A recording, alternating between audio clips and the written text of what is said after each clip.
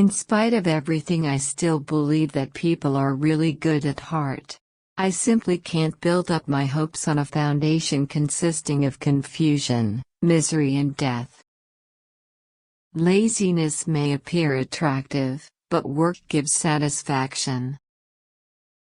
Think of all the beauty still left around you and be happy.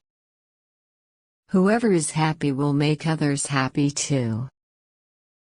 Who would ever think that so much went on in the soul of a young girl?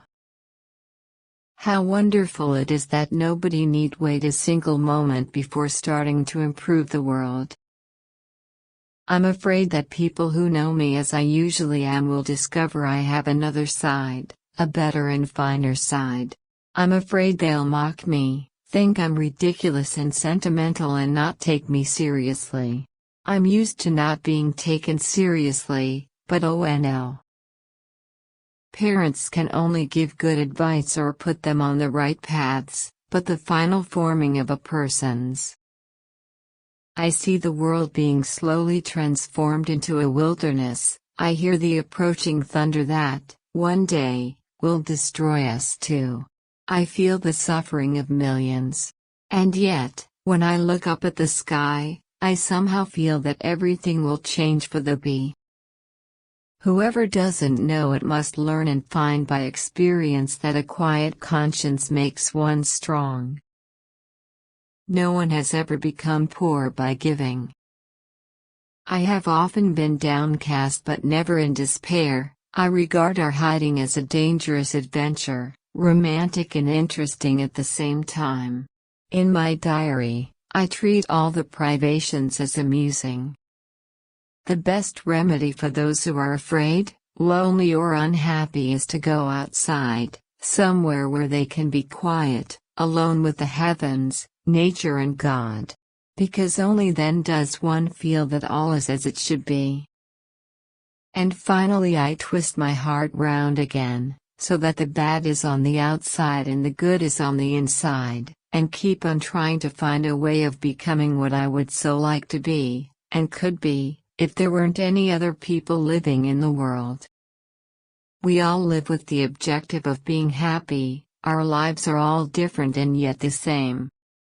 If I read a book that impresses me, I have to take myself firmly by the hand, before I mix with other people, otherwise they would think my mind rather queer. I soothe my conscience now with the thought that it is better for hard words to be on paper than that mummy should carry them in her heart.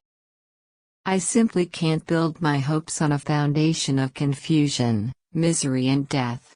I think peace and tranquility will return again. I don't want to have lived in vain like most people. I want to be useful or bring enjoyment to all people, even those I've never met. I want to go on living even after my death. I must uphold my ideals, for perhaps the time will come when I shall be able to carry them out. In the long run, the sharpest weapon of all is a kind and gentle spirit. If I haven't any talent for writing books or newspaper articles, well, then I can always write for myself. I live in a crazy time. Human greatness does not lie in wealth or power, but in character and goodness.